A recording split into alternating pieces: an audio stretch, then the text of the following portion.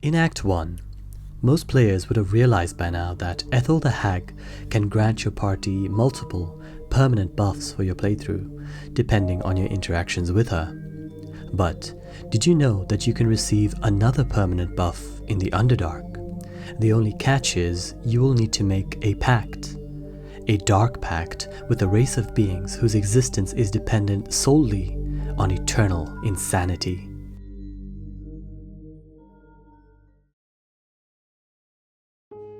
Deep within the Underdark, moving past the desolate arcane tower of Lenore and Ear, and past the blue mushroom circle of Ethel the Hag, you will find a chasm with a warm light emanating from beneath.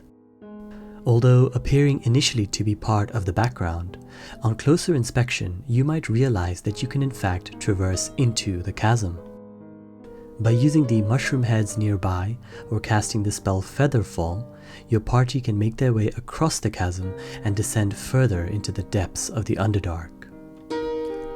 After making the descent, your party will find themselves in a small cavern on the shores of an immense underwater lake.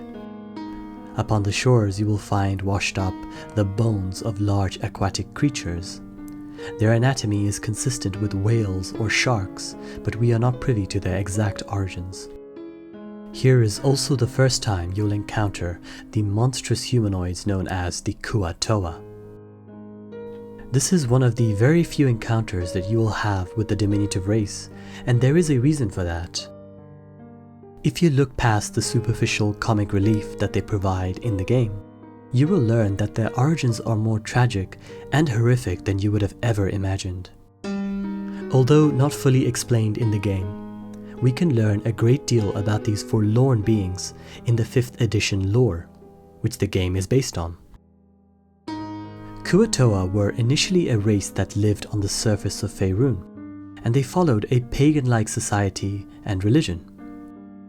As the power of mankind rose, so too did their distrust of this odd race of simple-minded beings, and they were driven into the Underdark.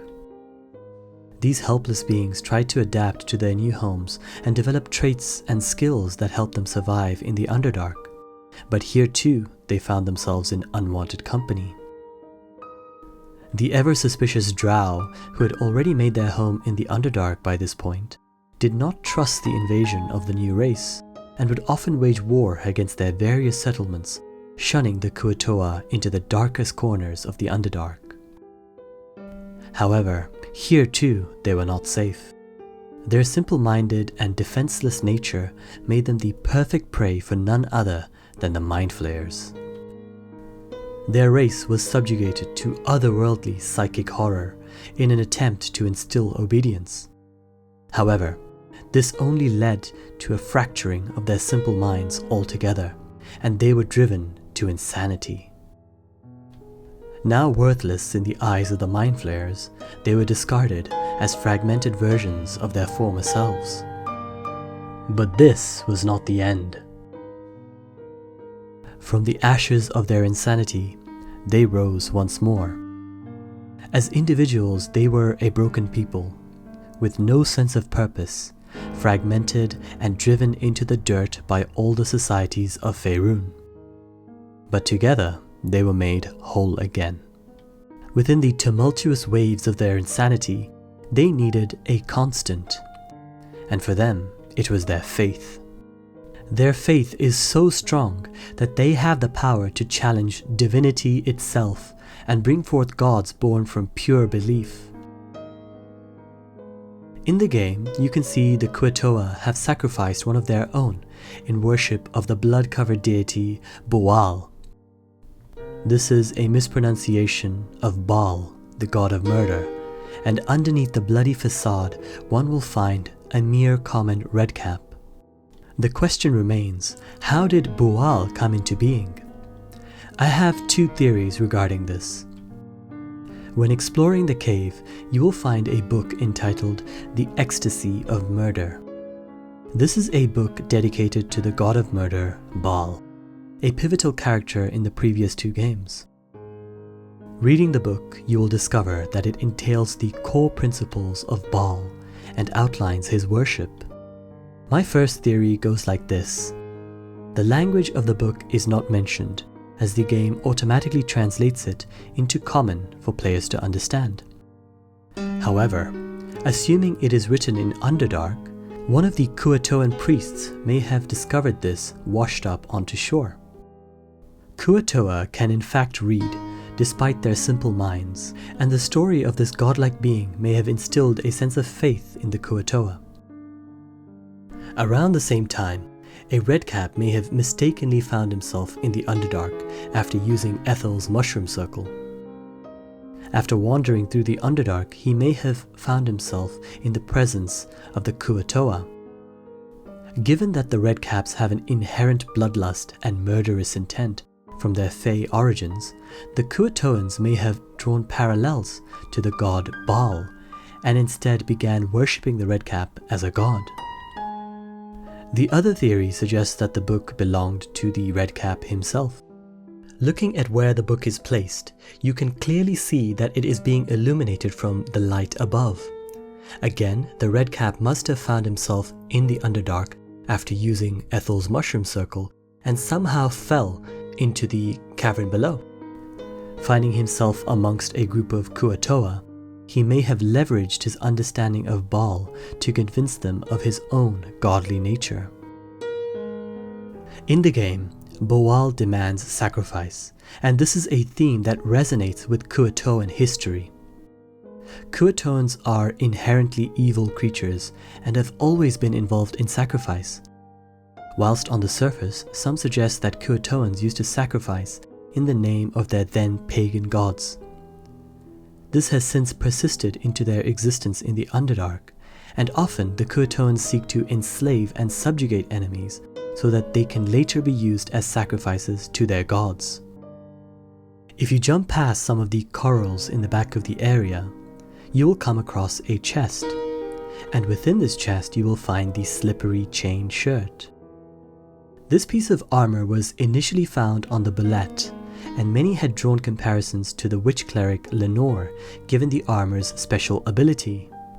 Its presence here with the Kuatoans raises the theory of whether Lenore may have been taken in as a sacrifice. This theory is further strengthened by the proximity of the chasm and the arcane tower.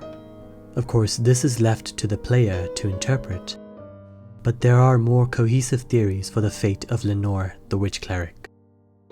Although BOOAL's demands for sacrifice aligned with their usual traditions, almost all other Kuatoans usually sacrifice in the name of another, much more powerful deity, who they refer to as the Sea Mother in common. She is described as a gargantuan being, bearing the body of a female human and the head of a crayfish. In a male-dominated society like the Kuatoans, it is odd that they would come to be worshipping a female deity. The story goes that, soon after being discarded by the Mind Flayers, the Kuatoans stumbled upon a female human idol. In their fascination and search for a purpose, they decorated the statue's head with that of a crayfish and began to fervently worship it as their very own goddess that would save their people. Through the united and indomitable Kuatoan faith manifested the cruel and vengeful Sea Mother, whose power extended beyond the mortal realm and into the divine. The Sea Mother viewed all the Kuatoans as her children, and it is said that the source of her hatred and rage is due to her deep sadness at her children's mistreatment by the races of Faerun. Sometimes, to her most faithful, she can even grant a most powerful blessing of the seas, which transforms a regular Kuatoa into a monstrous leviathan. This is the secret power of the Kuatoans. Through their own make-believe gods as a conduit, they can bless themselves with otherworldly strength. In the game, you can obtain a smaller version of this power from the god BOOAL.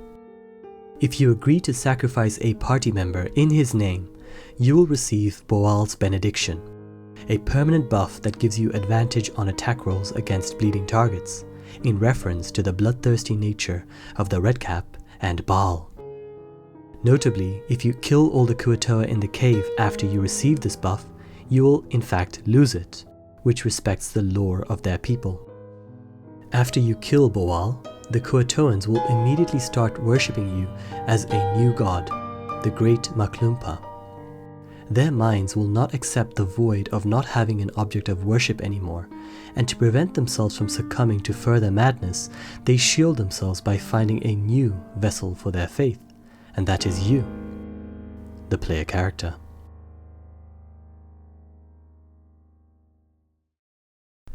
Thank you so much for watching this video. I just wanted to make this video because I don't think they were covered very well in the game, the Kuatoans, and there's not much lore in the game itself. So I thought this might be a nice video for players to learn a bit more about one of the more iconic races in the Underdark, being the Kuatoans, and also to learn a bit more about their tragic history and origins. I'm very thankful that Larian included them. They're easily one of my favorite races in the Underdark. And I hope this video gave some insight into this often overlooked and underestimated race. For those who made it to the end of the video, I have a bonus secret for Critical Role fans. In the second campaign, there is a god who one of the characters, Ford, worships. The god is called Ukatoa, and it is described as a very Lovecraftian-inspired, kraken-like being.